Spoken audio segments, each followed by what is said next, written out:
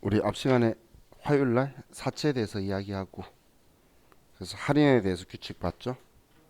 그죠? 좀 할인 붕괴 제외하고 우리 생각했을 때 그 사채 할인 발행하게 되면 우리가 생각할 수 있는 게 사채를 발행했을 때 액면가가 우리 액면 이자율이 더 낮을 때 불리한 경우에 우리가 시장 이자율이 더 클 때 그때 할인 발행을 하는 거죠. 그럼 우리는 액면 금액보다 작은 금액을 받을 거라는 거예요. 그럼 작은 금액을 받았다가 만기가 되면 우리는 액면 금액으로 장부 금액을 회복시킬 거기 때문에 장부 금액은 증가하는 효과가 나올 거고, 그럼 이걸 우리가 유효 이자를 계산할 때는 장부 금액의 유효 이자율을 곱하는 거기 때문에 장부 금액하고 비례적으로 같이 따라서 유효 이자도 증가를 할 거예요. 근데 액면 이자는 일정할 수밖에 없는 규칙이었죠. 그러면 상각액이라고 하는 건 사채 할인 발행 차금을 기간이 경과할 때마다 줄이는 건데, 그건 유효이자와 액면이자의 차이기 때문에 유효이자가 증가하고 있기 때문에 기간이 경과할수록 우리는 상각액도 증가한다라는 규칙이 나왔었어요. 자, 그런데 앞 시간에 할인만 보고 저하고 같이 할증은 안 봤었죠. 그래서 할증을 간단하게 보면 규칙만 볼 건데, 우리 숫자 가지고 보게 되면 우리가 액면가가 100만 원인데 만기 3년이고, 그리고 이번엔 액면 이자율이 12%고 시장 이자율이 10%다. 얘는 우리 유효 이자율과 같다라고 가정을 했을 때, 자, 이번에는 우리 회사의 액면 이자가 훨씬 더 유리한 상황이 되죠. 그죠? 그러면 이때 현가계수하고 이제 우리 연금 현가계수를 넣어서 계산을 하면 이런 붕괴가 나올 거예요. 대면의 사채, 얘는 발행하면 무조건 액면가를 쓰는 거고, 차변에 돈을 받을 건데 이제 우리가 받는 돈은 104만 9,736원을 받게 돼요. 그럼 49,736원만큼 사채 할증 발행 차금이 나오게 될 거라는 거예요. 그럼 이런 할증 발행이 되었을 때에 우리가 유효 이자와 액면 이자와 상각액, 장부 가액을 가지고 보면 X1년도 1월 1일 날 우리가 발행했을 때 장부 금액은 104만 9,736원이에요. 그럼 유효이자가 10%고 액면이자가 12%니까 X1년도 12월 31일 날 우리는 장부 금액의 유효이자를 곱하는 거라 그랬죠. 그래서 자, 얘를 곱하면 10%니까 10만 4,974원이 되겠네요. 그럼 액면 이자는 이번엔 100만 원에 12%니까 12만 원이 되겠죠. 그럼 이거 가지고 분계를 하면, 자, 이 분계 기억나시나요? 우리 유효이자법이라는 건 차변의 이자 비용인데 이 이자 비용을 유효이자로 인식하는 거예요.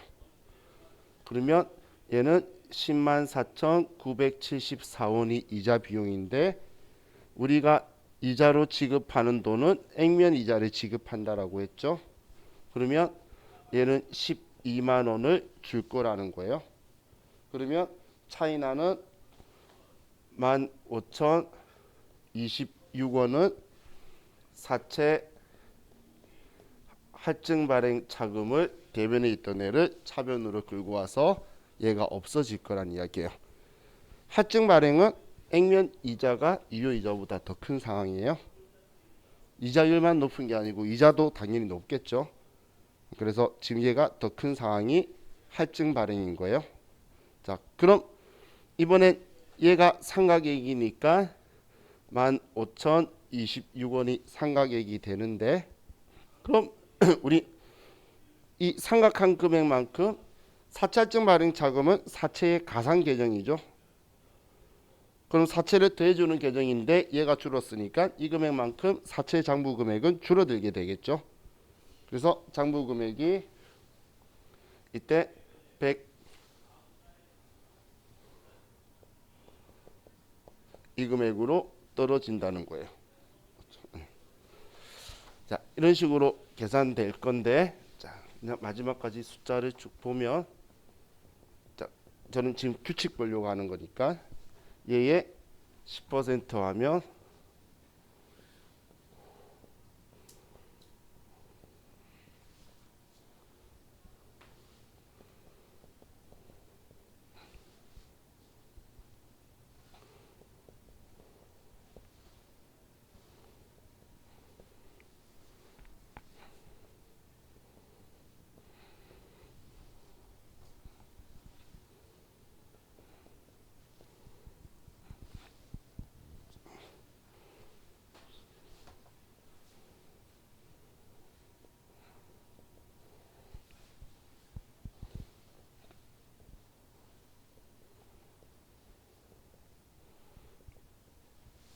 이 부분에서 차이가 일어나는 거는 끝수 조정 잡은 거예요.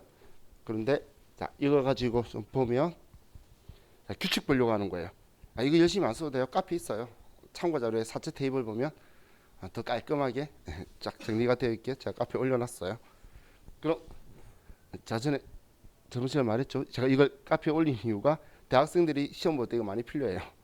그래서 규칙 이해시켜 주려고 이야기하길래 그냥 하나 올려줬는데, 자, 지금 우리 시험에 필요한 건 이거예요. 일단 방금 분계 왜 지웠지 말도 안 하고, 그 분계 위치도 기억하세요. 할증일 때는 할증 발행 차금이 차변에 지웠죠. 할인 발행 차금은 그때 대변으로 와서 지우는 거고. 자, 그럼 규칙 보면 할증은 당연히 우리가 돈을 더 많이 받은 건데 만기되면 액면가가 되는 건 똑같은 건 거예요. 그래서 얘 규칙은 감소를 하게 되죠.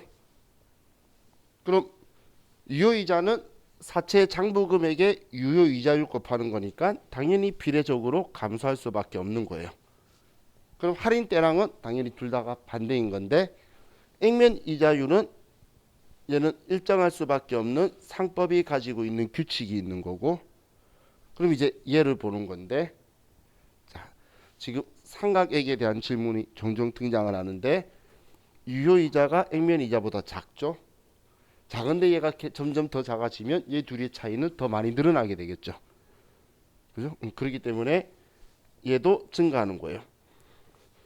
그럼 사채 할인 발행 차금이든 할증 발행 차금이든 둘 다 상각액은 둘 다 증가한다라는 걸 알고 있는지도 질문을 할 거니까 그 규칙을 기억하자라는 거예요. 할인은 유효이자가 더 컸는데 액면이자보다 할인 발행은 더 컸는데 얘가 더 커지니까 차이만큼이 상각액인데 더 증가했던 거고, 할증 발행은 액면이자보다 유효이자가 작은데 얘가 갈수록 더 작아지니까 얘 둘의 차이는 더 벌어지는 거예요. 그렇기 때문에 상각액은 할인이든 할증이든 둘 다 증가한다. 그렇게 여러분들이 규칙을 기억하시면 좋을 것 같아요.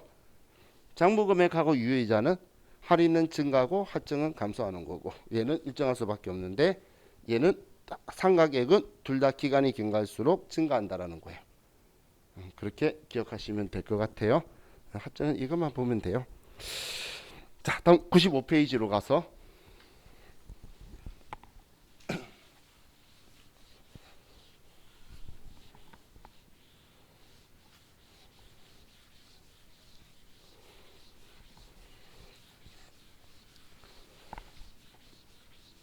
사채를 상환을 해요. 중도 상환하는 건데 만기 상환이 아니라, 자, 일단 사채를 발행을 할 때, 자, 대면에 사채 100만 원, 그리고 우리가 돈을 90만 원을 받고 10만 원만큼 사채 할인 발행 자금이 있다라고 볼게요. 자, 이 사채를 상환하는데 자, 중도 상환하는데 95만 원을 주고 중도 상환을 했어요. 이 사채 100만 원짜리를. 자, 그럼 우리한테는 상환하면서 이익일까요? 손해일까요?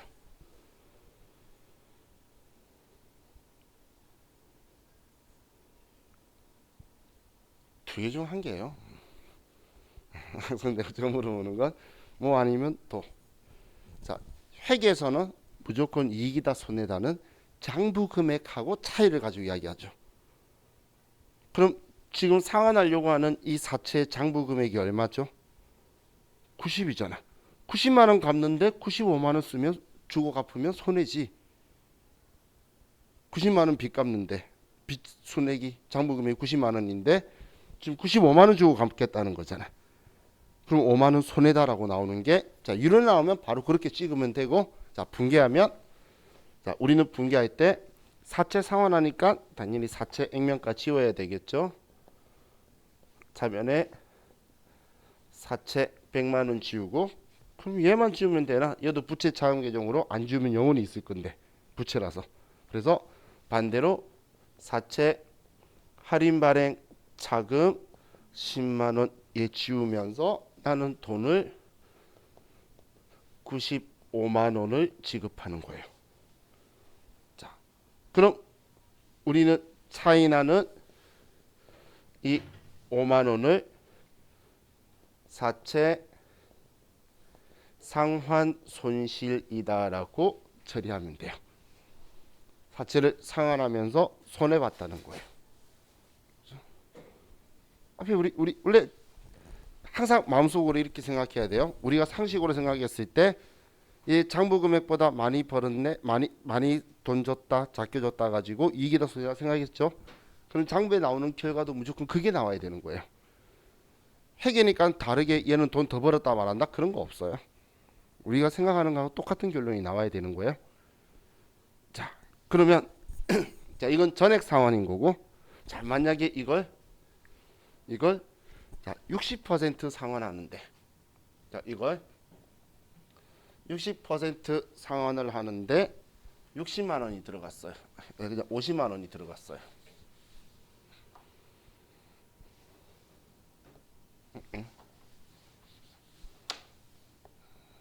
50만 원 주고 얘를 상환을 했어요.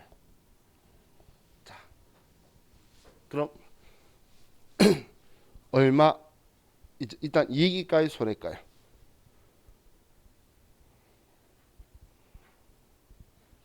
(60% 상환하는데 50만 원 주고 상환했어요. 손해. 자,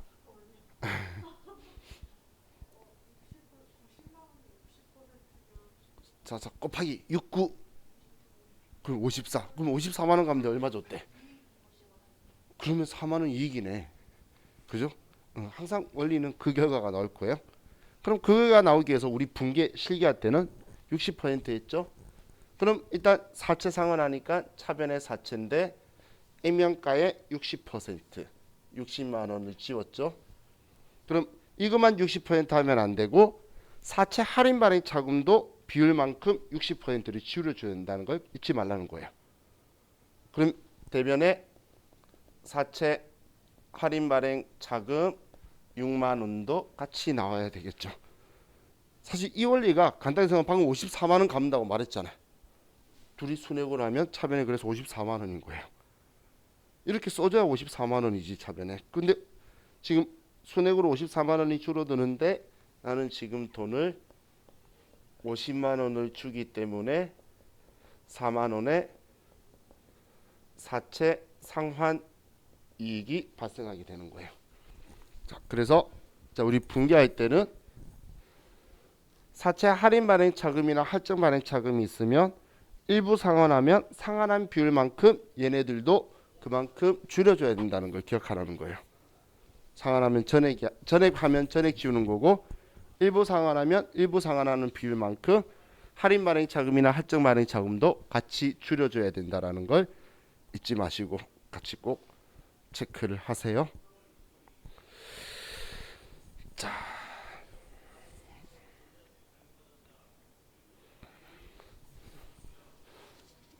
그것만 생각하시면 돼요. 우리 95페이지의 사채에서는. 자, 그럼 이제 사채는 끝이 났고, 자, 근데 우리 부채가 사채밖에 없어서 우리 퇴직급여 충당 부채는 다들 잘 아시죠?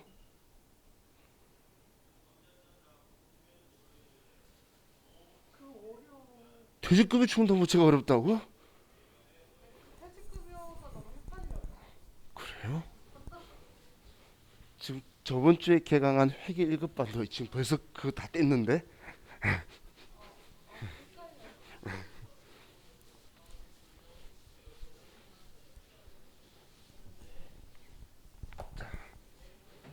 우리 책에는 없는데.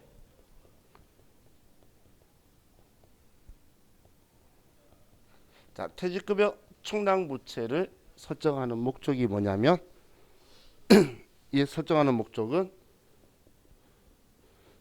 단기 발생 퇴직금을 비용 처리하기 위해서 하는 거예요. 올해 1년간 일했기 때문에 직원의 퇴직금이 생기는 거잖아요. 그럼 올해 발생한 비용인데 직원한테 주는 급여 성격의 비용은 급여, 상여금, 재수당, 퇴직급여 이렇게 있는데 얘네들은 발생하면 그때그때 맞춰가지고 줘요. 얘네들은 발생하면 그때그때 맞춰서 주는데 얘는 애가 그만둬야 준다는 거예요. 근데 그만둘 때 얘를 회계 처리를 하면 이건 수입 비용 대응이 원칙에 맞지도 않고 퇴사할 때 비용이 한 방에 쳐질 거잖아. 그렇기 때문에 올해 발생한 비용만큼 우리는 차변에 분계를 퇴직급여라고 비용 처리를 하고, 그럼 비용 처리했다는 건 내 거 아니야 라고 단정 짓는 거예요. 그럼 내 거 아니야 라고 단정 졌는데 내 거 아니라고 쓰면 줘야 될 거잖아. 근데 지금 퇴직금은 직원이 그만둔 거 아니니까 가지고 있죠. 내 거 아닌 걸 가지고 있으면 부채라 그랬잖아. 비용은 내 거 아니야라고 했는데 내가 가지고 있죠. 그래서 부채로 퇴직급여, 그렇죠, 충당 부채다 얼마 이렇게 모아두는 거예요. 직원의 퇴직금 모아두고 그런 계정 과목이 아니에요. 기말에 올해 발생한 직원의 퇴직금만큼 우리가 올해 비용 인식하려고 하는 거예요. 그럼 자, 얘 가지고 보면 그럼 올해 단기에 발생한 퇴직금을 어떻게 산정하냐면 산정하는 방법이 퇴직급여 추계액을 먼저 산정을 해요. 퇴직급여 추계액이라는 건 뭐냐면 12월 31일 날 우리 회사의 전 직원이 그만둔다면 얼마의 퇴직금을 줘야 하는가, 그게 퇴직급여 추계액이에요. 그럼 여기에다가 우리는 올해 이전 작년에도 퇴직급여 충당 부채를 설정했고 직원이 안 그만뒀다면 남아 있겠죠. 그럼 올해 이전에 설정했던 거 뺀 나머지가 올해 발생한 거라는 거예요. 그래서 퇴직급여 충당 부채 잔액을 빼면 올해 퇴직급여 충당 부채 추가액이 나오게 되는 거죠. 원리 이해가시죠? 올해 얼마 설정할지 금액 나오는 원리. 그래서 추계액이 얼마다라고 하면 잔액을 빼서 얘를 넣는 방식을 쓰는 거예요. 올해 발생한 게 그 금액이다. 원리 이해가시나요? 그럼 지금 대변의 퇴직급여 충당부채라고 설정되어 있는 잔액은 다른 말로 하면 미리 이미 과거에 비용 처리해둔 잔액을 비용 처리해뒀다는 이야기예요. 퇴직급여 충당부채 잔액은 그 발생한 해에 미리 비용 처리를 해둔 잔액이다라고 보시면 돼요. 그래서 직원이 그만두게 되면 우리가 제일 먼저 해야 되는 게 퇴직급여 충당부채 잔액을 확인해야 되죠. 이건 아무 말 안 해도 해야 되는 거예요. 전쟁 났나? 왜 이래?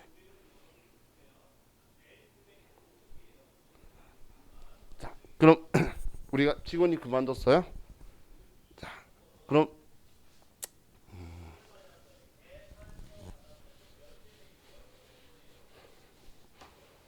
자, 우리 재무상태표의 대변에 퇴직급여 충당부채 잔액이 예를 들어 1,000만 원이 있었다고 볼게요. 근데 첫 번째 직원이 그만둬서 퇴직금 700만 원을 줬어요. 자, 그럼 우리는 직원이 퇴사가 발생하면 합계잔액 시산표나 그런 곳에서 잔액 확인해야 되겠죠. 계정별 원장이나 합계잔액 시산표에서 그럼 1,000만 원 있으니까 그럼 700만 원이면 여유 있으니까 차변에 퇴직급여 충당부채 700만 원, 대변에 현금 700. 뭐 예를 들면 예수금이 있다면 원심이수 있다면 예수금 쓸 거예요. 자, 그럼 이제 두 번째 직원이 또 500만 원의 퇴직금 주고 퇴사한다는 거예요. 자, 그럼 지금 대변에 모여 있던 이 1,000만 원이 차변에 700 썼기 때문에 내 장부에는 300만 원만 있죠. 그럼 300만 원만 있는데 500만 원 직원이 퇴직금 줘야 되면 일단 있는 거 끌어 쓰는 거예요. 그럼 차변에 퇴직급여 충당부채 300만 원 쓰고 나머지는 퇴직급여다 200만 원 이렇게 쓸 거라는 거예요. 왜냐하면 이 금액만큼은 이미 과거 옛날에 퇴직급여라고 비용 처리해 둔 건데 이제 더 이상 비용 처리해 둔 게 없잖아. 비용 처리해 둔 게 없다는 게 무슨 의미냐면 올해 발생한 퇴직금이라는 거예요. 그렇기 때문에 올해 비용 처리하는 건 당연히 문제가 없겠죠. 그래서 얘 500만 원 지급하는 거예요. 자, 그럼 이제 얘 하나도 없는데 또 직원이 퇴사해서 300만 원을 지급한다면 그럼 우린 잔액이 없으면 뭐 어쩔 수 없지. 올해 발생하니까. 그렇죠. 퇴직급여 300만 원 대변에 현금으로 300만 원이다. 이렇게 지급을 하겠죠. 자, 이런 방식 우리 잔액 있으면 먼저 끌어 쓰고 없으면 비용 처리하는 방식. 다른 계정 과목에서 어떤 거에서 봤죠? 우리 대손 충당금에서 봤잖아. 대손 충당금도 대손 발생하면 대손 충당금 잔액을 먼저 확인해서 대손 충당금 먼저 끌어 쓰고 모질하면 일단 끌어 쓰고 모질한 거는 매출 채권이면 대손상각비, 기타 채권이면 기타의 대손상각비. 그리고 잔액이 하나도 없으면 대손상각비나 기타의 대손상각비. 방법 똑같잖아. 그죠? 그럼 자, 퇴직급여 충당부채 이 계정 과목의 성격은 뭐죠? 부채죠. 지금 앞에 내가 비용 처리했는데 안 주고 내가 가지고 있으니까 내 돈 아닌데 가지고 있어서 부채고 직원이 언제 그만둘지 아나요? 모르죠. 그래서 비유동 부채예요. 얘는 그래서 비유동 부채로 분류되고 있어요. 그런데 그럼 대손 충당금은 대손 충당금도 쓰는 방법 똑같고 위치가 대변이야. 그럼 대손 충당금의 성격은 뭐죠? 얘는 그렇죠. 차감인데 대변이면 본자리는 차변이라는 이야기죠. 그래서 자산의 차감 계정이죠. 그죠? 자산의 차감 계정이라서 대변이 자리인 거예요. 시험에서 다음 중 성격이 다른 하나는 해가지고 대손 충당금, 퇴직급여 충당부채, 재고자산, 평가 충당금 그리고 하나 뭐였지? 감가상각, 누계. 이 세 개는 전부 다 자산의 차감 계정이죠. 재고자산 평가 충당금은 재고자산의 차감 계정, 감가상각 누계액은 유형자산의 차감 계정, 퇴직급여 충당부채만 비유동 부채인 거죠. 그렇게 해서도 이런 시험에 나온다는 이야기예요. 사실 방금처럼 이렇게 많은 이런 문제는 고등학생이 제일 잘 풀어요. 계정과목 및 조교 등록 가서 컨트롤 F 해가지고 찾아가지고 옛날에 선생님 이걸 확실히 알아요 그러면서 나타나요. 컴퓨터에서 쳐가지고 왼쪽에 있는 번호들을 보고 오잖아요. 걔네들이 현명한 거죠, 그죠?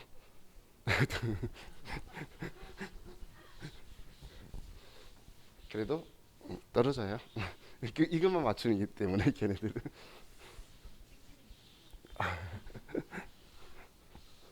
자, 그 시험 우리 번호대 말했죠? 이론 시험 볼 때는 어떻게 해야 되는지. 어, 이- 예, 30점 똑같은데, 자, 여러분들도 저처럼 심심하고 집에서 할 일 없을 때 기출 문제 답안지 있죠? 위에 보면 번호 쫙 적혀 있잖아. 답이 몇 개인지를 세 보세요. 그러면 답이 4개, 4개, 4개, 3개예요. 왜냐면 사지순당인데 15문제라서 1번 4개, 예를 들어 1번 4개, 2번 4개, 3번 4개, 4번 3개 이렇게 돼 있어요. 그럼 한 번호만 그냥 찍어도 75% 확률로 4개를 맞고 25% 확률로 3개 맞는다는 거예요. 그 4개 이하로 맞춘 사람은 정말 신기한 사람이에요. 자기가 알아서 다, 예?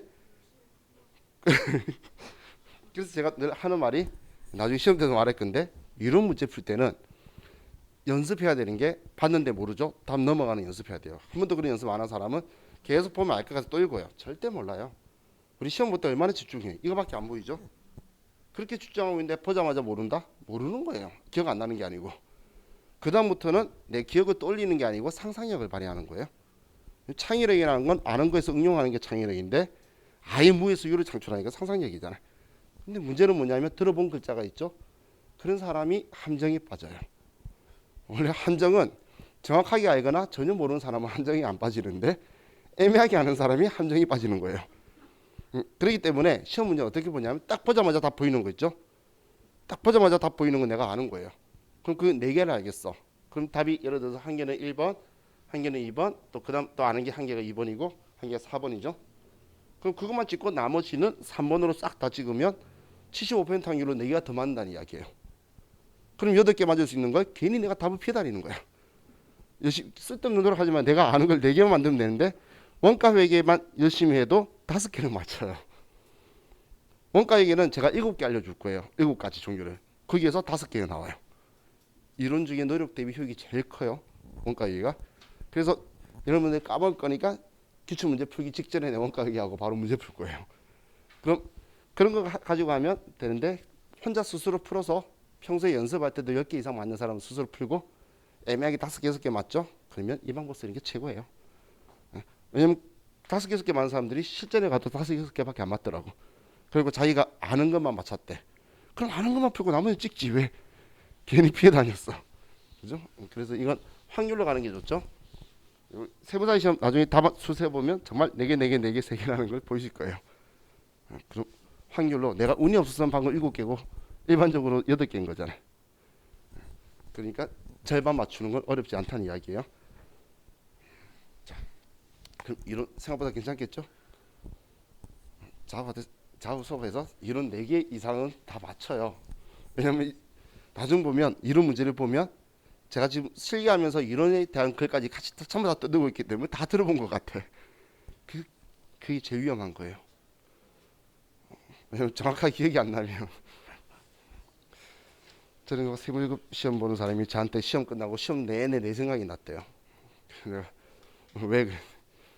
시험 문제를 봤는데 제가 앞에서 떠들었다는 기억만 나지, 뭐라고 말한 기억만 나지, 뭘 말했는지 기억이 안 나더래. 망했구나 그랬는데. 자, 방금 우리 퇴직급여 총당 고체 봤죠? 자, 그럼 이제 퇴직연금 상품.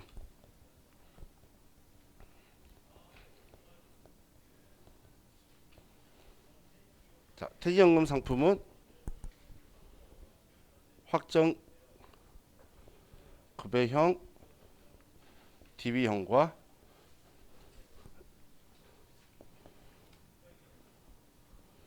확정 기여형, DC형으로 두 가지가 있죠. 기여라는 말은 책이 없어요. 없는데 혹시나 해서 그래서 알려드리는 거예요. 퇴직급여 총담고치 이야기했으니까 퇴직연금 상품도 말씀드리는 게 맞겠다 싶어서. 자, 그럼 확정급여형, 확정기여형 봤을 때 이 둘의 구분은 이 연금 상품의 운용 주체가 누구냐인 거예요. 그럼 운용 주체가 직원인 게, 종업원인 게 확정기여형이에요. 그럼 운용 주체가 직원이라는 건 지금 이거 만든 취지가 퇴직급여 총납부채는 실제로 모아둔 거 아니니까 회사가 부도나거나 파산하면 직원이 퇴직금을 보장 못하기 때문에 외부 퇴직연금 상품 회사에다가 직원의 퇴직금을 보장할 수 있도록 가입하라고 법이 정한 거예요. 그래서 그 퇴직급여 총납부채 차변의 퇴직급여라고 비용 처리하는 걸 비용 인정을 안 해준 거예요.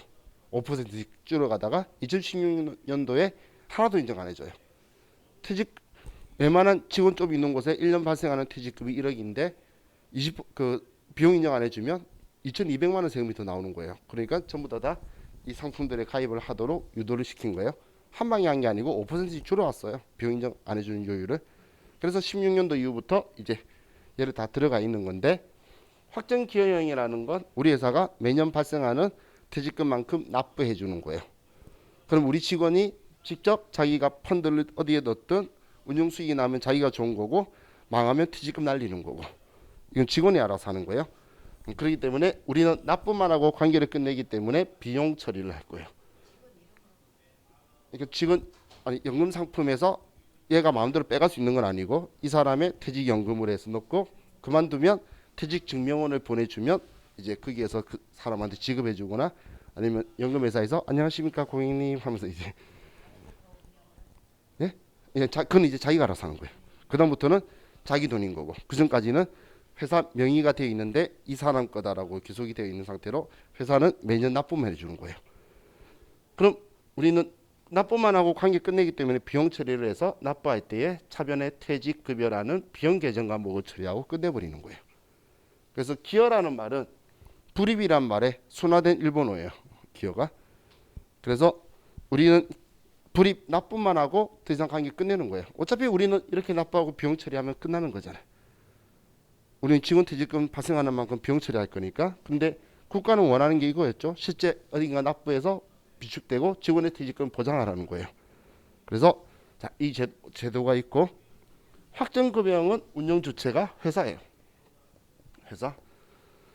그럼 얘는 운영 주체가 회사이기 때문에 운영 수익이 나면 이제 우리가 그 상품 금액을 납부할 금액이 좀 줄어드는 거고, 손해 보면은 우리 회사가 돈 더 내야 되는 거고. 근데 확정급여형은 손실 보는 상품은 없어요, 거의. 그럼 그 대신 운용 수익이 크게 나는 것도 상품도 없는 거죠. 원래 로우 리스크 그러면 로우 수익이 나오죠. 그럼 얘는 계정 과목을 퇴직연금 운용 자산이라는 계정 과목을 쓸 건데, 이 계정 과목은 성격이 자산으로도 처리하는 것도 있고, 신생회사들은 아니면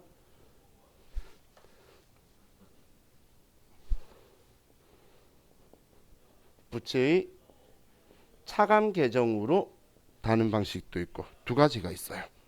두 가지가. 자, 확정 기여형은 얘는 운용 수익이 나더라도 우리 회사하고는 관계가 없어요. 그죠? 직원이 좋은 거고 직원이 안 좋은 거고 그런 건데, 확정 급여형은 운용 수익이 발생하면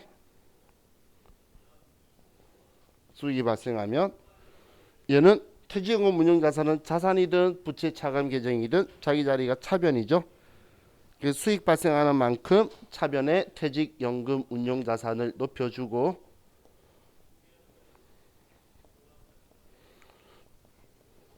대변의 이자 수익으로 처리하는 거예요. 대변의 이자 수익으로 처리할 거예요.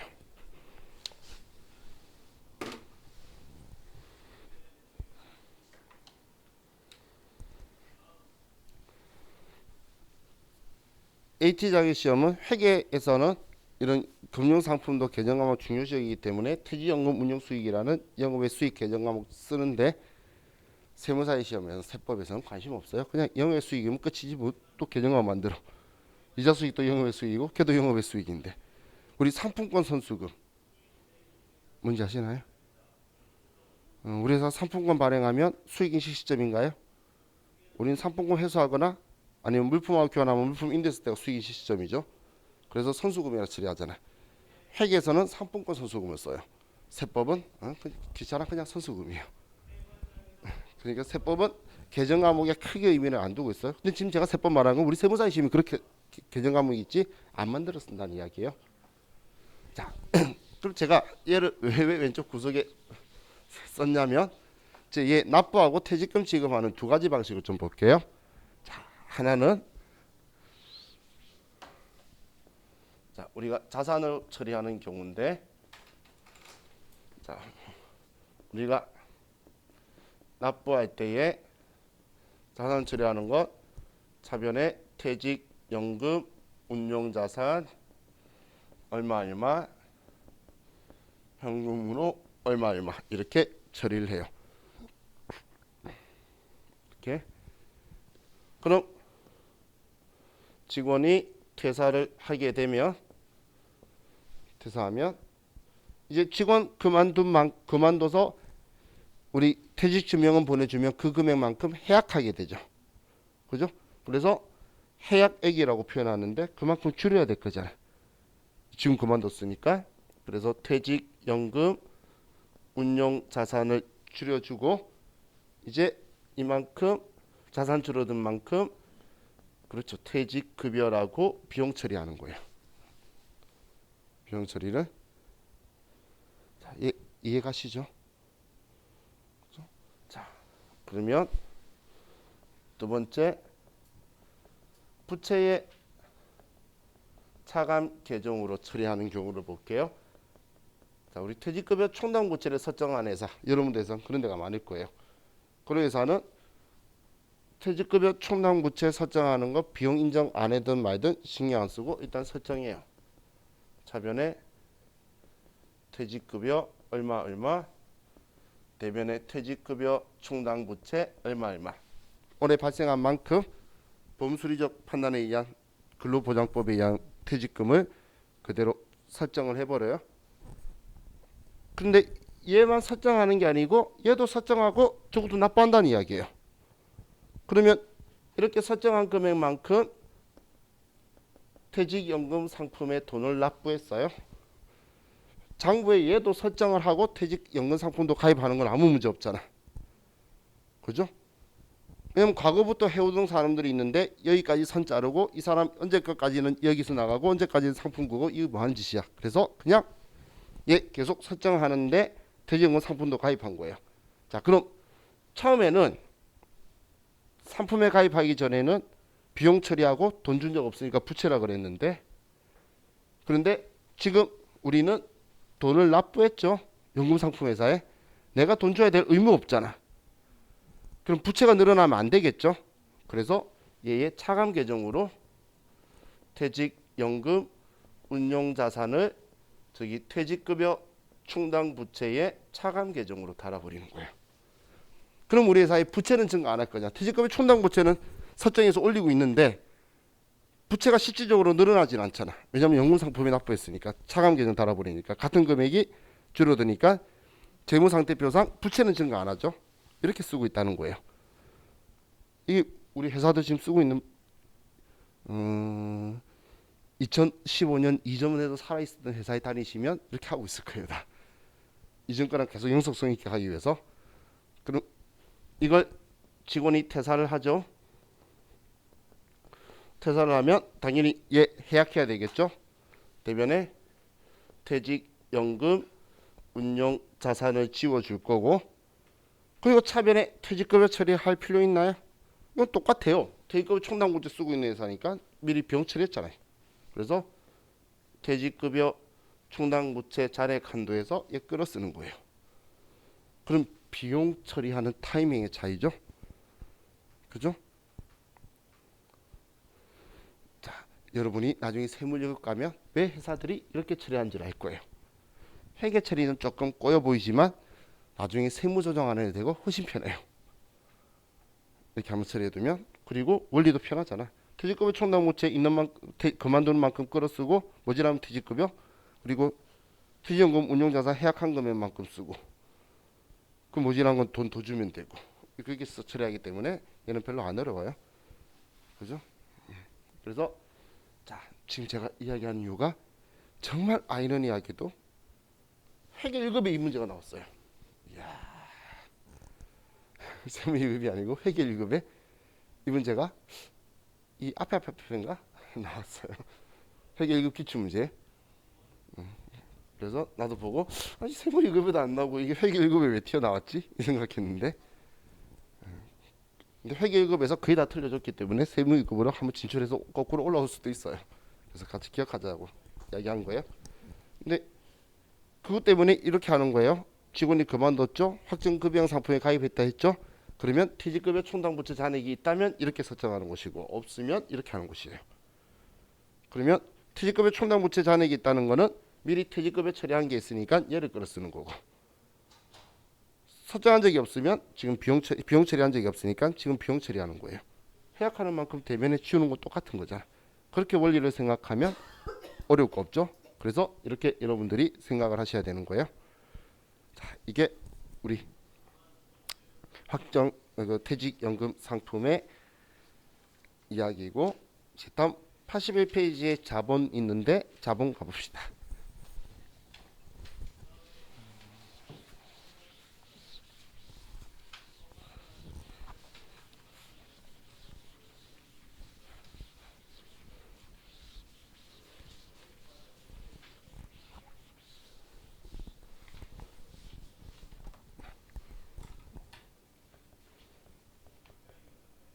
자, 자본은 우리 자산부채 자본할 때 자본은 이쿼티를 이야기하는 거죠. 캐피탈이 아니에요.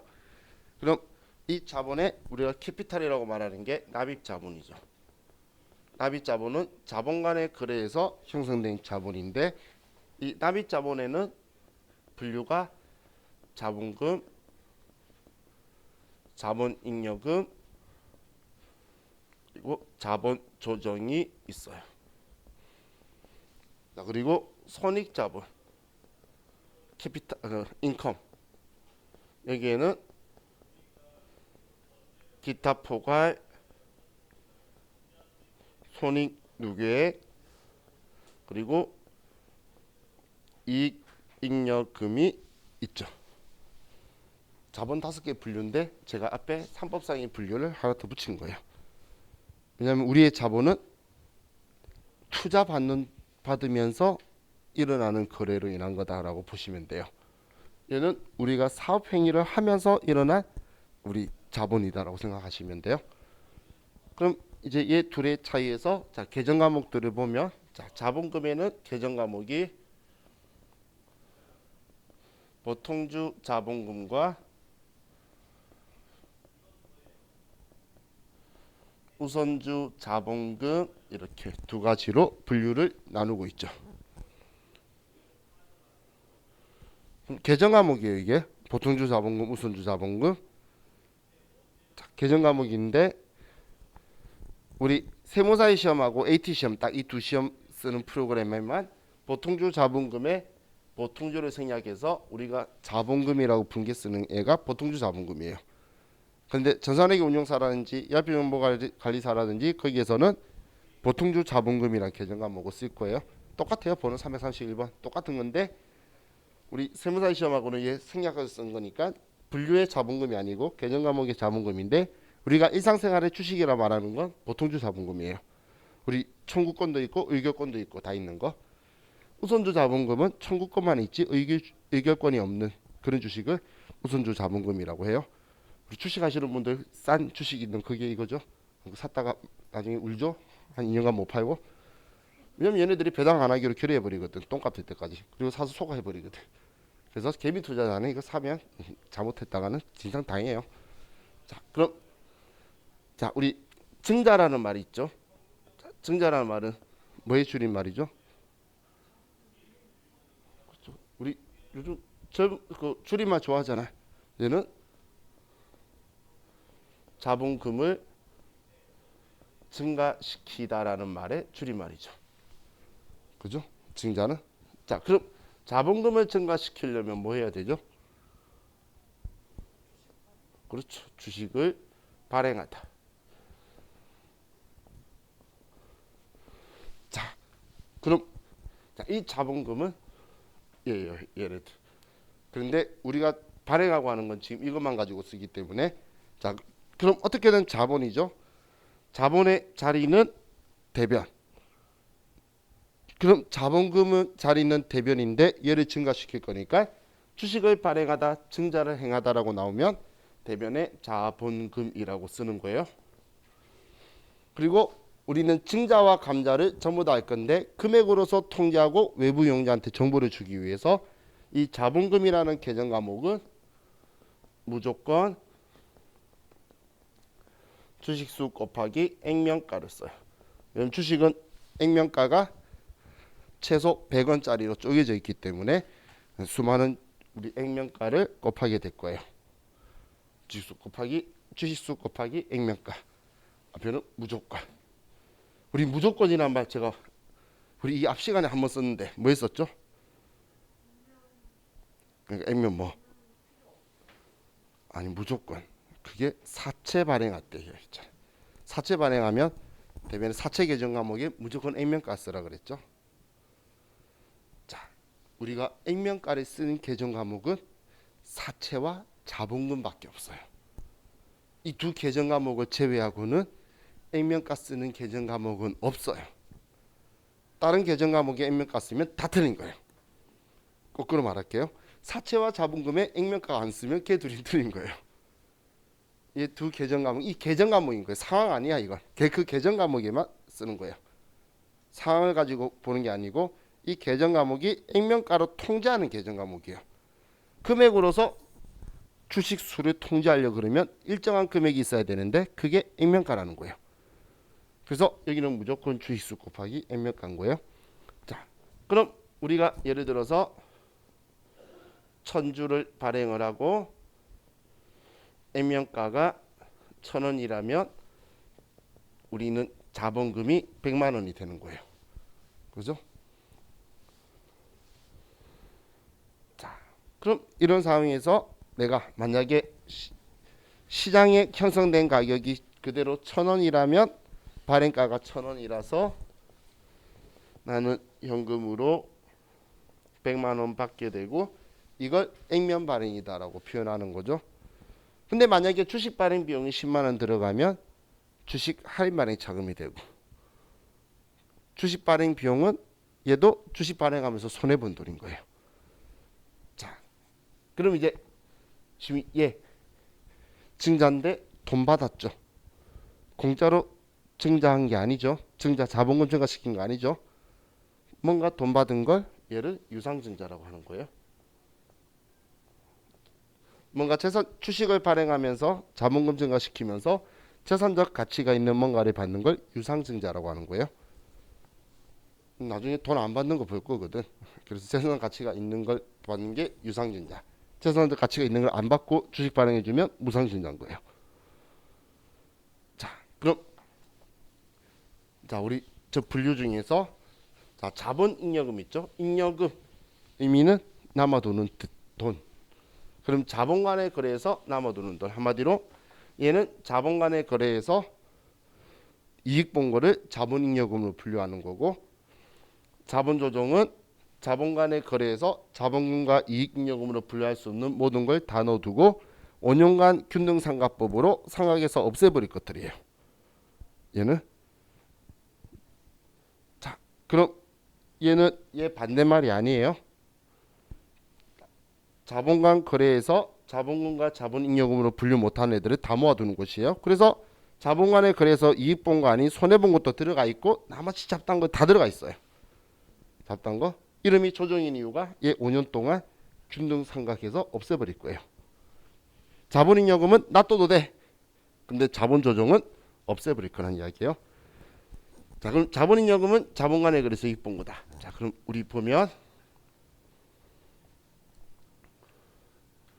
자, 우리가 1000주를 발행을 하는데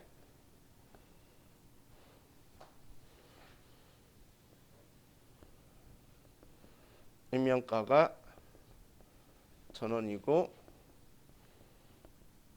발행가가 1200원이다라고 볼게요. 자, 그럼 우리는 어떤 상황이든 간에 주식을 발행했대. 그러면 대변의 자본금 이 금액은 무조건 주식수 곱하기 액면가. 그리고 나는 1200원에 발행했으면 난 120만 원을 받게 되겠죠. 그럼 차이 나는 이 20만 원을 우리는 주식 발행 초과금이다라는 계정 과목을 쓰죠. 그죠?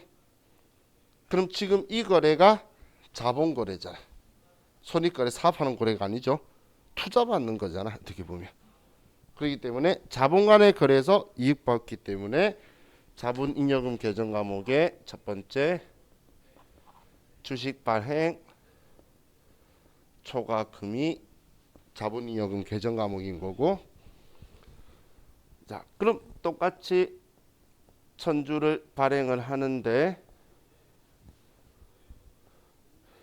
액면가는 1000원인데 발행가가 700원이며, 그럼 우리는 대변의 자본금 얘는 무조건 주식수 곱하기 액면가고 100만원, 얘는 하늘이 두 쪽 나도 주식수 곱하기 액면가, 그리고 차변에 내가 돈을 받는데 나의 발행가가 700원이면 70만원을 받는다는 거예요. 그럼 차이 나는 이 30만원을 주식 할인 발행 차금이라는 계정 과목을 쓰죠. 얘네들 연결된다고 생각 안 했을 때에. 그럼 주식 할인 발행 차금을 보면 얘는 자본 간의 거래에서 자본금 분류되는 건 자본금 우선주 자본금이고, 자본 간의 거래에서 이익 본 거 아니고, 그래서 얘는 자본 조정으로 분류되는 거예요.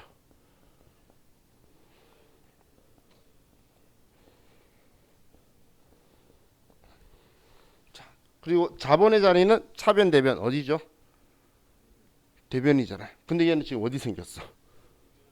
그래서 자본을 줄여주는 성격이네요. 얘는 차감 성격이에요. 자본에. 그죠?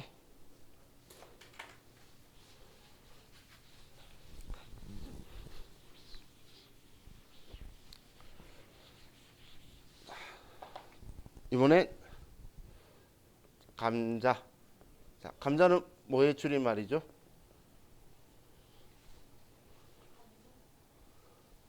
고구마 친구? 자, 얘는 자본금을 감소시키다. 의 줄임말이죠. 그럼 자본금을 감소시키려면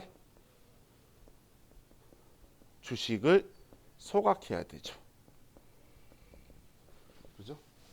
그래서 소각이 감자의 키워드예요.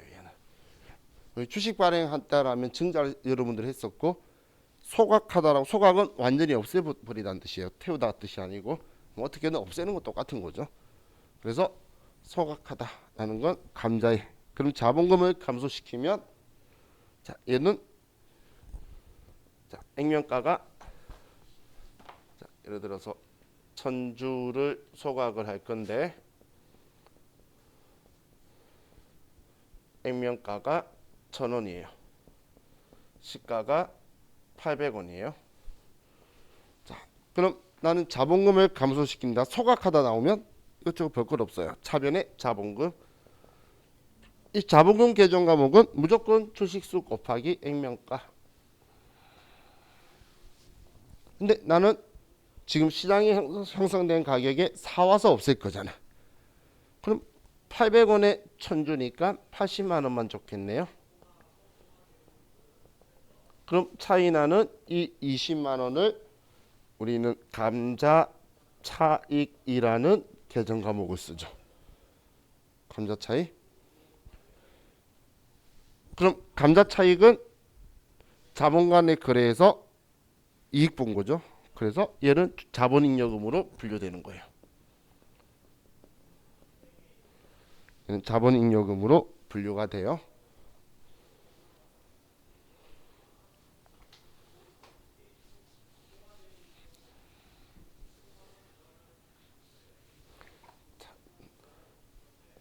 그럼 이번에 시가가 1,300원이라고 하면 너무 재탕하게 써먹나요? 이거만 바꿨죠.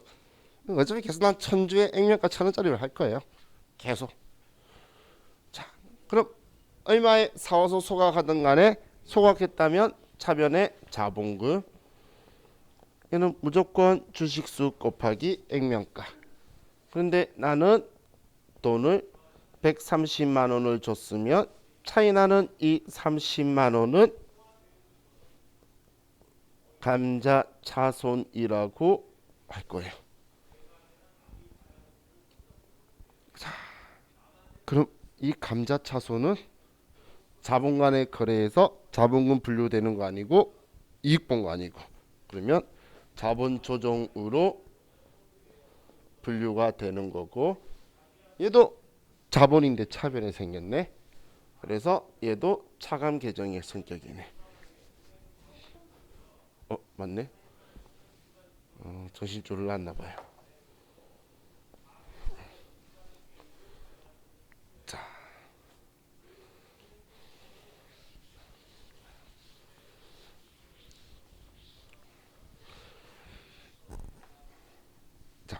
우리 유가증권 했던 거 한번 생각해 볼게요.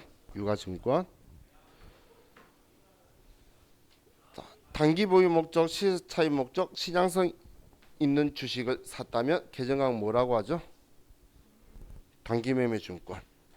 그럼 우리가 어느 특정 기업에 영향력 행사하려고 주식을 사오면 지분법 적용 투자 주식.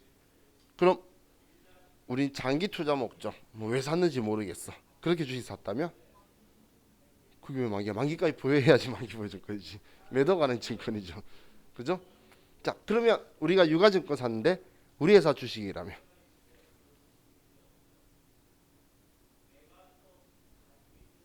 우리 회사가 주식을 샀는데 우리 회사 주식이면 그때 쓰는 계정 과목이 자기 주식이라는 계정 과목이죠. 그때 쓰는 계정 과목이 자기 주식이에요. 주식을 샀는데 우리 회사 주식인 거야.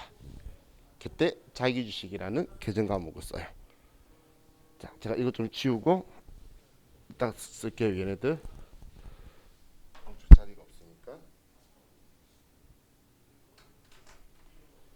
자, 그럼 우리 회사가 이 자기 주식을 우리 회사가 가지는 경우는 원칙적으로 있으면 안 돼요. 결산할 때에 다 없어야 돼요. 외관법 할 때에 있으면 문제 생겨요. 왜냐하면 우리 회사가 예를 들어 신제품 개발하는데 계속 실패하고 있어요. 몇 년째. 주식 바닥이겠죠. 근데 드디어 성공했어. 그럼 우리 회사가 우리 회사 주식 막 사놓고 발표하면 될 거잖아. 그럼 우리가 부당한 차익을 남기겠죠. 상법이 그렇게 허술하게 하고 있지는 않겠죠. 그렇기 때문에 절대 그러지 않을 거예요. 그럼 자, 우리 자기 주식을 우리가 보유하는 경우는 두 가지가 있어요. 우리 세 가지인데 한 개는 특이한 경우이기 때문에, 하나가 우리 회사가 소각하려고 샀는데 사온 날 그날 바로 없앨 수 있을까요? 어떻게 없애? 다 등록도 해야 되고 없앤다는 것까지 신고 다 끝내고 그래 와서 없어져야 되는데, 그래서 소각하는 기간까지 차이를 자기 주식으로 둬요. 일반적으로 그 수밖에 없어요. 바로 감자하는 경우는 우리 시험밖에 없어요. 그냥 어떤 수로 할 거야? 그때 자기 주식 적어놨다가 소각할 때 자기 주식 지울 거예요. 또 우리 회사가 어느 회사를 인수합병을 했는데 그 회사의 단기 매매 증권이나 매도 가는 증권이 있는데 봤더니 우리 회사 주식인 거예요. 그럼 그 계정 과목을 자기 주식으로 대체하는 거예요. 자, 그럼 딱 우리는 우리 시험처럼, 자 보시면 우리 회사가 우리 회사의 주식 1000주를 구입을 해요. 액면가가 1000원인데 시장에 형성된 금액이 1200원인 거예요. 자, 그럼 우리 회사가 이제 돈을 주고 살 거예요. 대변에 현금 주고 자, 살 건데, 자, 우리는 자기 주식 액면가에 살 수 있을까요? 자, 이렇게 생각해 봐요. 여러분이 삼성전자 주식이 있는데 삼성전자가 내가 살 거니까 액면가에 줘 라고 여러분 줄 거예요? 그러면 나도 그렇게 못 사는 거예요. 시장 가격에 사야지. 내가 무슨 수로 액면가에 사? 제가 말했죠. 액면가는 자본금이라는 개념과 못 쓸 때만 쓸 거라고. 필요 없는 거예요. 액면가는 계속 어딘가 껴 있는데 우리 쓸 일은 별로 없어요. 두 군데밖에. 자, 그럼 시가로. 그럼 얘도 자기 주식이다 120만 원 이렇게 쓸 거예요. 자, 그럼 이 자기 주식은 사실 유가증권인데 법인세법도 얘를 유관증권으로 보는데 근데 회계에서는 얘를 자본으로 봐요. 회계의 마음도 이해는 해요. 왜 자본으로 보는지는. 왜냐하면 과거에 주식 발행할 때 자산의 유입이 있었는데 얘 우리한테 들어오면서 자산의 유출이 발생하거든. 그렇기 때문에 얘는 자본의 감소 효과로서 자기 주식은 차감 계정으로 자본 조정으로 분류하고 있는 거예요. 자기 주식이 자본금 아니고 자본간에 그래서 이익본가 아니잖아. 근데 회계에서는 얘를 자본으로 분류하고 있다는 거예요. 근데 회계 처리하는 건 단기매매 증권하고 똑같이 할 거예요. 자, 이렇게 샀죠? 자, 얘를 팔아요. 자, 파는데 자, 첫 번째 얘를 전부 다 전액 파는데 한 주당 1,400원에 팔면 자, 대변에 자기 주식 쓰는데 우리는 단기매매 증권 120만 원 있으면 얘 지울 거잖아. 그것처럼 자기 주식도 그냥 120만 원짜리 지우는 거예요. 팔았으니까 다 팔았으니까 120만 원 지우고 차변에 내가 돈을 받는데 140만 원을 받았으면 나머지 차이 나는 20만 원은 자기 주식 처분 이익 20만 원이다. 이렇게 처리할 거라는 거예요. 자기 주식 처분 이익. 자, 그럼 이 자기 주식 처분 이익을 보면 단기 매매 증권이나 매도 가는 증권이었으면 영업의 수익일 거예요. 근데 얘는 자산이 아니고 자본이라는 거예요. 그래서 자본 거래요. 자산의 증감이 아니고. 그래서 얘는 자본 간의 거래에서 이익 본 걸로 보기 때문에 자본 잉여금으로 분류가 돼요.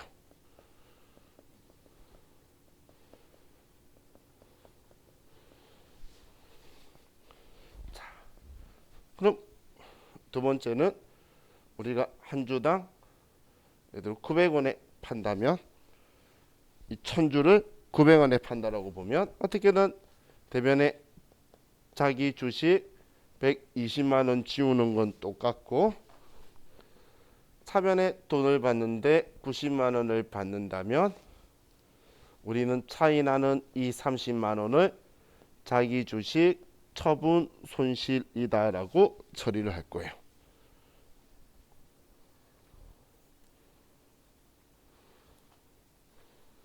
자, 그럼 자기 주식 처분 손실도 얘도 자본이겠죠? 자본이겠죠, 얘는. 근데 얘는 그렇죠. 얘도 자본금 분류 안 되고 자본간에 그래서 이익 본 거 아니잖아. 그래서 얘도 자본 조정이에요.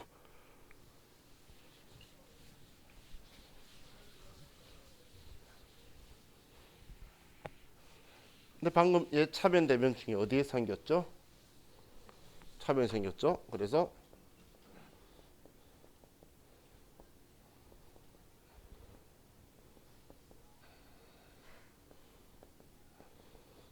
자, 이렇게 보면 사람들이 오해를 하는 거예요. 그래서 여기까지만 설명하면 많이 오해하지. 자본잉여금의 반대말 같아 보이기도 하고 자본 조정은 다 차감 계정 같아 보이기도 하고 근데 아니라는 거예요. 얘는 자본 조정의 계정 과목은 많아요. 신주 청약 증거금 혹은 미교부 주식 배당금 배당 건설 이자 이런 것처럼 얘네들은 종류가 엄청 많아요. 얘는 차감이 아니고 가산 대변 계정이에요. 얘도 가산 대변 계정이고. 자, 미교부 주식 배당금 본 적 있나요? 봤던 기억나나요? 그죠? 얘 차변이 있었어요? 대변이 있었어요? 아, 거기까지. 그죠? 얘 대변 계정이에요. 이따 볼 거예요. 오늘 못 보나? 우리 오늘 아니면 내일 볼 거예요. 어차피 배당하고 배당 받는 거하고 다 할 거니까 얘 차변 계정이에요. 그래서 차감 그럼 얘는 지금 자본 조정은 얘로 분류 안 되는 것들 전부 다 있는 거라서 무수히 많아요. 무수히. 그럼 여기에서 자 이론 시험에서 한 번씩 물어봐서 자 얘 그냥 알면 간단한 건데 자 외부 영재한테 보여줄 때에 꼭 얘네 다 열거할 필요 없죠. 그럼 뭉쳐요. 얘도 자본잉여금도 기타 자본잉여금이라고 하는데 어떻게 분류하냐면 얘만 따로 꼭 쓰고 얘만 따로 그리고 나머지들은 다 같이 합쳐서 기타 자본잉여금이라 그래요. 주식 발행 초과금은 무조건 따로 써야 되고 나머지만 기타 자본잉여금으로 분류해서 쓸 거예요. 자, 기억해 두세요. 자본 문제 나올 때 표현해요. 근데 자본 조정은 자기 주식만 따로 쓰고 자기 주식만 따로 쓰고 주식 할인만의 자본 상관없어요. 얘네들 전부 다 기타 자본 조정으로 써요. 자본 조정으로 다 같이 분류가 돼요. 얘만 따로 쓰고. 이거 아는지 이런 시험에 나올 거예요.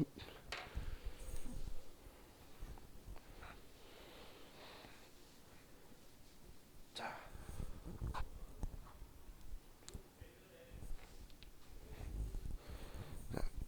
그럼 이번에 기타 포괄 손익 누계 보면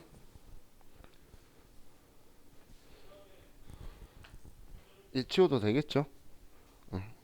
손익 자본보기 치워도 되겠죠?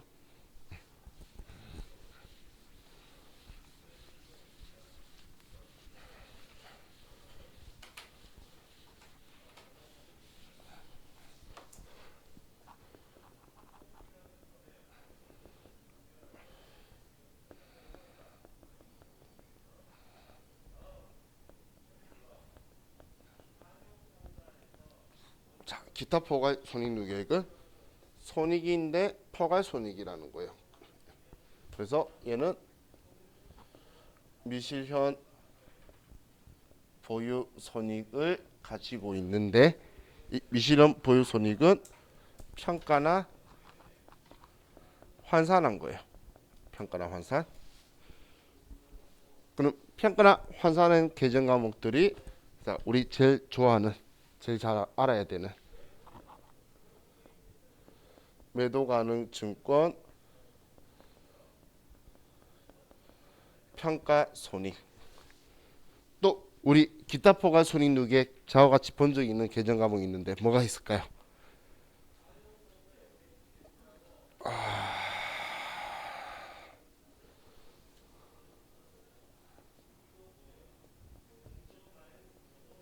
재평가 차익 봤던 거. 우리 유형자산의 재평가 모형할 때 재평가 차익 기억나나요? 기준금액 잡아서 위에 있는 건 자본의 증가, 자본의 감소를 했던 게 예. 근데 재평가 차익이라고 우리 계정 과목 쓰는데 얘는 재평가 잉여금이라고 표현을 하고 이거 말고도 해외 사업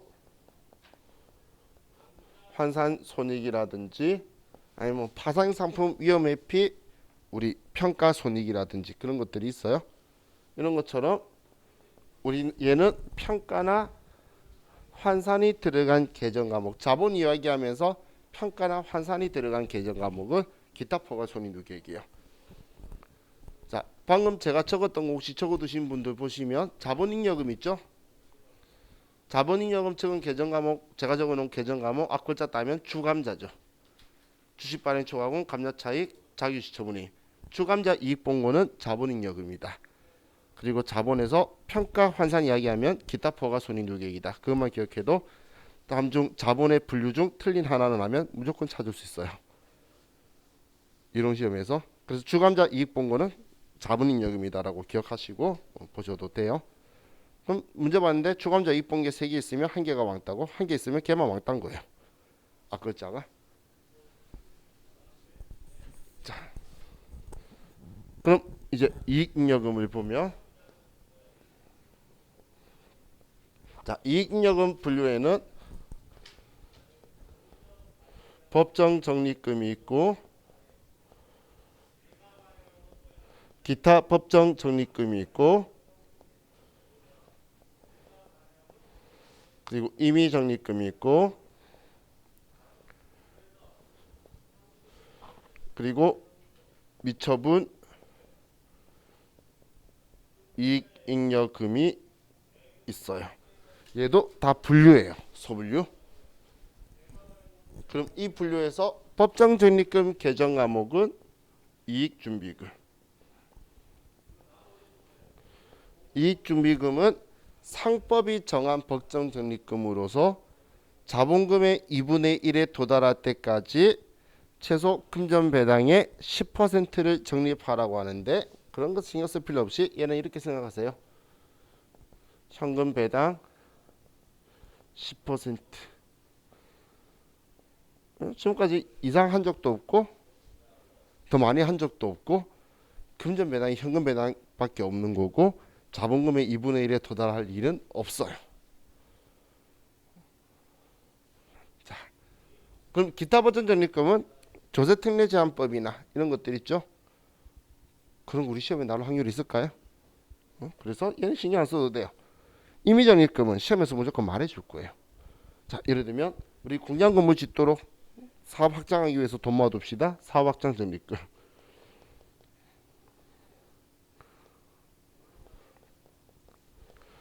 우리 빚 많으니까 빚 갚기 위해서 돈 좀 모아둡시다. 감채 적립금. 이런 것처럼 임의적으로 하는 거기 때문에 문제에서 개정 과목까지 말해줘요. 그러면 그냥 쓰면 되겠죠. 그럼 우리 이제 미처분 이익잉여금은 얘는 12월 30일이나 미처분 이익잉여금이나 처분전 이익잉여금이라고 하는데, 우리가 처분한 시점에 장부에서 쓸 수 있는 개정 과목은 2월 이익잉여금이에요. 2월 이익잉여금이라는 개정 과목을 쓸 건데, 이 2월 이익잉여금이 얘가 배당 가능 이익이에요. 이 돈 가지고 배당할 거예요. 대변에 있는 얘를 차변으로 배당하는 만큼 줄여가면서 배당할 거예요. 얘 없으면 배당 못하는 거예요. 이 개정 과목이 배당하는 개정 과목이다라고 생각해 두시면 돼요. 이건 내일 배당할 거예요. 오늘은 그것보다 더 중요한 거 자본 우선상계 한번 봅시다.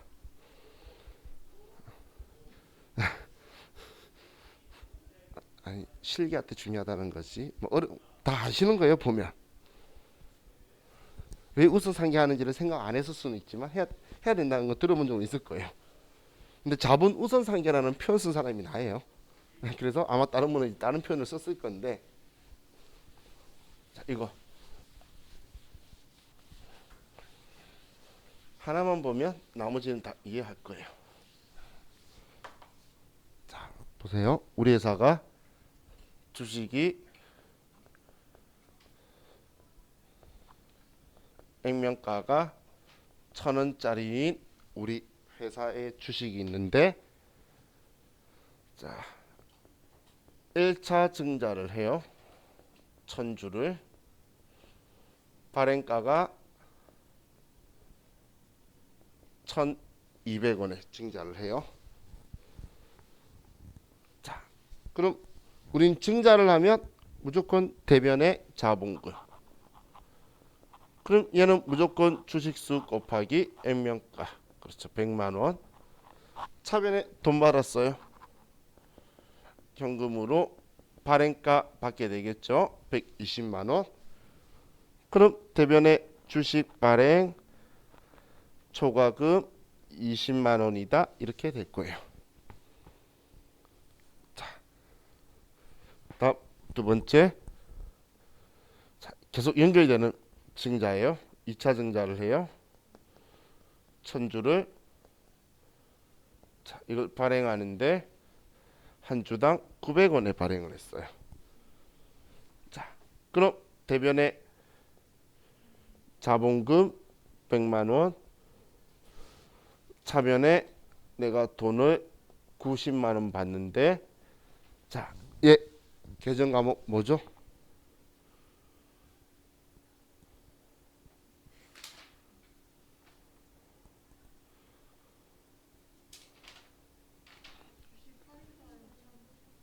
자, 보세요. 주식 할인 발행 자금이다라고 이렇게 하면 나는 외부 이용자한테 어떻게 보이게 되냐면 난 자본금 200만 원 높이면서 210만 원 받았어요. 그래서 20만 원 이익 보고 10만 원 손해 봤어요라는 이상한 소리를 하게 돼요. 우리는 지금 200만 원 증자시키면서 210만 원 받았기 때문에 10만 원 이익이라고 하나만 남아 있으면 되지. 얘를 20만 원 이익 보고 10만 원 손해 봤다라는 이렇게 안 할 거라는 거예요. 그럼 얘는 이렇게 안 하고 주식 발행 초과금을 10만 원 줄여주는 거예요. 그럼 10만 원 이익 봤다면 남을 거잖아요. 그죠?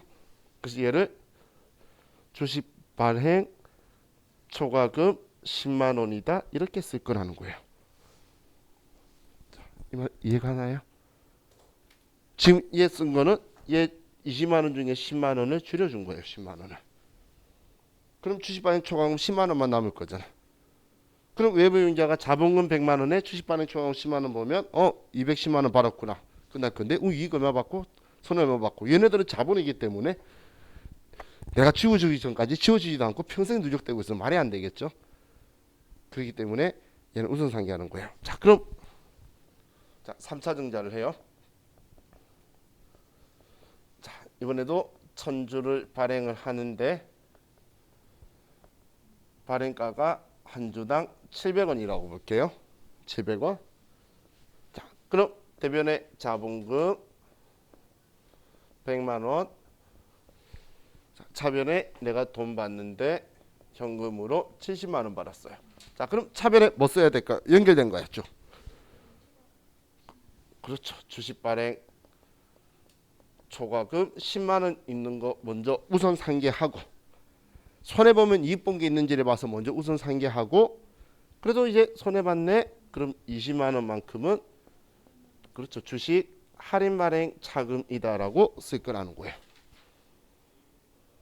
자, 이해가시나요?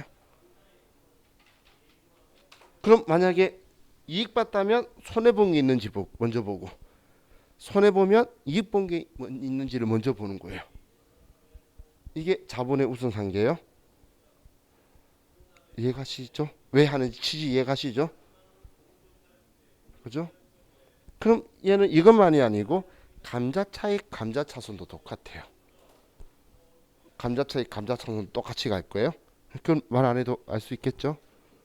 감자 차익 감자 차손 감자 차익 생겼으면 이익 봤으면 감자 차손 있는지 봐서 먼저 끌어 쓰고 감자 차손이 나왔으면 감자 차익 있는지를 봐서 먼저 끌어 쓰고 얘랑 원리가 똑같다는 이야기예요.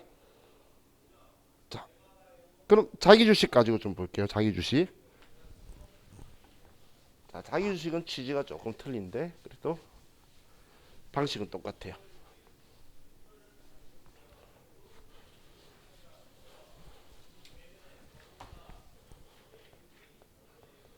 자, 자기 주식을 취득하는데 자, 1000주 액면 1000원 시가 1200원. 자, 그럼 이 자기 주식을 얼마 주고 살 수 있죠? 시가 1200원에 1000주면 그렇죠. 120만 원에 살 수 있죠. 그죠? 자, 그럼 이렇게 1000주를 샀는데 자, 첫 번째 일단 500주를 먼저 팔아요. 한 주당 얘는 1000원에 한 주당 1000원에 팔았어요. 자, 그럼 우리는 자기 주식 팔았으니까 대변의 자기 주식 얘 얼마 줄여야 되죠? 단기 매매 증권이랑 똑같이 생각하는 거야. 1200원에 산 거 1000주라고 생각해도 되고 얘 절반 팔았으니까 60만 원 지우면 되겠지. 그죠? 그럼 대변에 60만 원을 지우고 그리고 차변에 나는 돈을 받는데 50만 원을 받아요. 그럼 차이 나는 20만 원만큼을 자기 주식 처분 손실이다라고 처리를 해요. 다음 두 번째 또 나머지 500주를 매각을 하는데 나는 얘를 1,600원에 팔았어요. 1,600원에. 그럼 대변에 자기 주식이 60만 원 남아 있는 거 전부 다 지워버리면 되겠죠. 그리고 차변에 나는 돈을 받는데 80만 원을 받았어요. 자, 그럼 대변의 계정 과목이 뭐죠?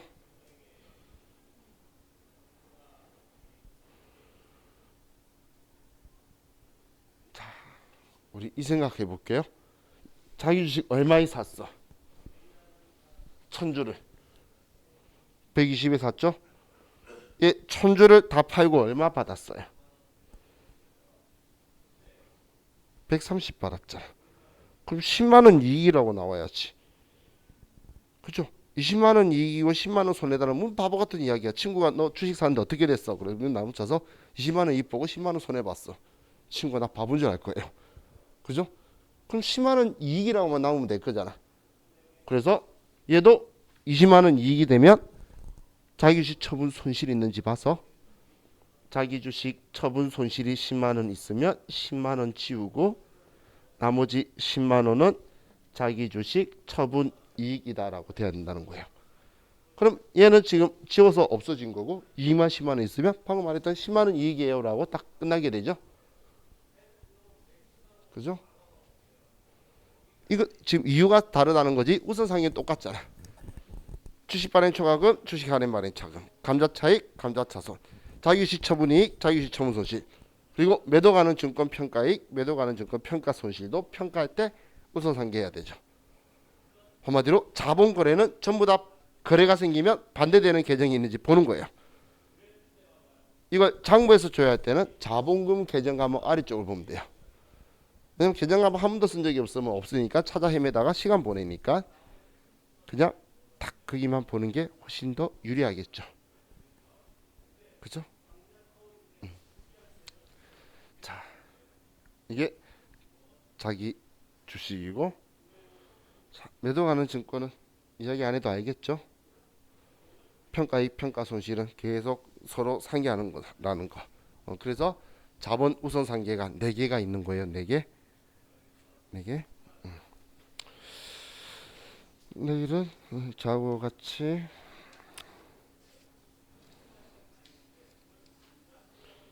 일단 주식 발행하는 회사, 취득하는 회사 보고 뒤에 우리 책 뒤쪽에 있는 우리 회계 변경하고 이런 것들 설명하고 시간 되면 컴퓨터 하고 아니면 다음 주부터 컴퓨터 붕괴하는데 붕괴는 우리 잘하니까 금방 끝날 거예요. 그죠? 그러면 또 이제 부하같이 넘어가야 우리 매매치 좀표 끝나야 재밌는 이제 부속 소리 들어갈 거니까 자.